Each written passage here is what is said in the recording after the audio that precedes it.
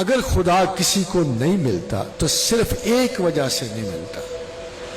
No prime minister would sit on a peon's chair. یہ یاد رکھو. کوئی بادشاہ مملکت کسی غلام کی کرسی پہ بیٹھنا پسند نہیں کرتا. وہ آقا کل ہے, خالق کل ہے. وہ کیسے چاہے گا کہ آپ اپنے سینے میں اس کی مخلوق کو اس سے زیادہ وقت اور برتری دو. زندگی وہ دیتا ہے, اول سانس وہ دیتا ہے, آخری سانس وہ دیتا ہے, رزق وہ دیتا ہے, رشتے ناطے وہ تخلیق کرتا ہے, سفر وہ عطا کرتا ہے, مقام وہ عطا کرتا ہے, زندگی اور صحت وہ عطا کرتا ہے, مرض وہ دیتا ہے, شفا وہ دیتا ہے, عزت وہ دیتا ہے. فَإِنَّ الْعِزَّةَ لِلَّهِ جَمِيعًا. تم پھر کسی اور کو اس سے زیادہ کیسے چاہ سکتے؟ یہ آپ کو سوچنا ہے, آپ کو غور کرنا ہے کہ یہ اصل مذہب ہے. عبادات مذہب نہیں ہے, علم مذہب ہے. عبادات اس کی شک ضرورت ہے, عبادات معاشرتی ضرورت, اللہ کے نظام کی ضرورت ہے, آپ کی ذاتی زندگی کی ضرورت ہے. مگر اللہ کو ان عبادات سے کتنا سروکار ہے. بار بار اللہ نے قرآن حکیم میں کہا تمہاری قربانیوں کا گوشت مجھے نہیں پہنچتا,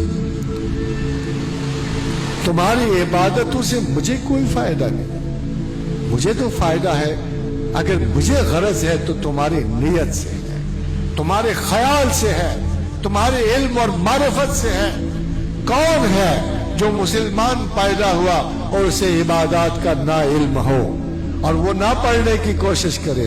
مگر کیوں پھر سارے مسلمان جو بچپن سے نماز پڑھتے چلے آئے ہیں سارے آخر میں خدا شناس کیوں نہیں ہو جاتے؟ چھوٹی سی یونیورسٹی میں ایف اے سے شروع کرو تو پی ایچ ڈی تک بندہ پہنچ جاتا ہے, اور اللہ کے حضور اللہ کے مذہب میں چلتے ہوئے. کیوں ہے اہل مسلمان ہم جہاں سے شروع کرتے ہیں وہی ختم کرتے ہیں.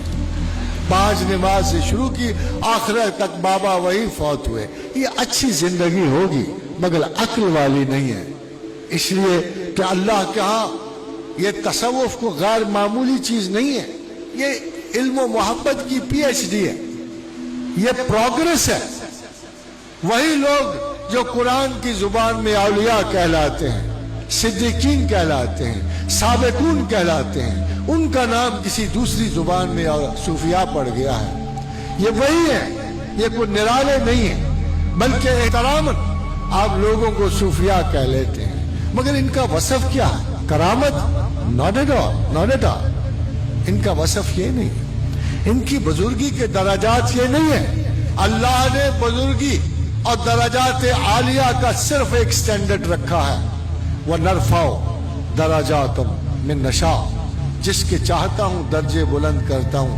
وَفَوْقَ كُلِّ ذِي عِلْمٍ عَلِيمٍ, اور ہر علم والے کے اوپر ایک علم والا.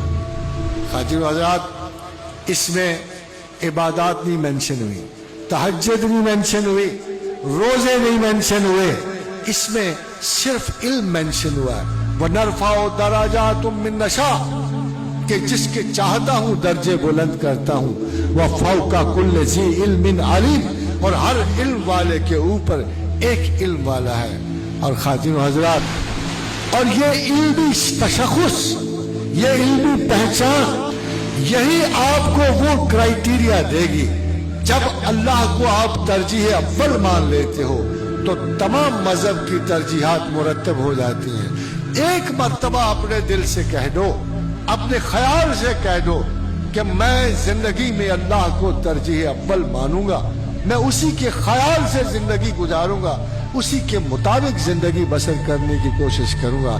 اللہ کا آپ سے جھگڑا ختم ہو جاتا, پھر آپ کو اللہ بیماریاں نہیں دے سکتا. آپ نے اللہ کو چاہ لیا ہے, جو نعمت اس نے آپ کو عطا کی تھی, جو دولت عقل اس نے آپ کو عطا کی تھی, جس کی سوچوں کی وجہ سے آپ اسے کہہ دیتے ہو کہ اے پروردگار عالم, میں نے سوچا, میں نے غور و فکر کیا, تو کائنات کی, میرے دل کی, میرے آقا کی ترجیح اول ہے اور میں کسی چیز کو بھی تجھ پہ ترجیح نہیں دے سکتا. آپ کا خدا سے جھگڑا ختم ہو جاتا, خدا سے معاملہ درست ہو جاتا. اب وہی عقل نیچے اترے گی اور زندگی کے معاملات طے کرے گی. وہی عقل آپ کو بزنس کا شعور دے گی, وہی عقل آپ کو معاملات زندگی نپٹانے کے, کیونکہ اب خدا کو آپ سے کوئی تصادم نہیں رہا, کوئی جھگڑا نہیں رہا, کوئی معاملہ نہیں رہے.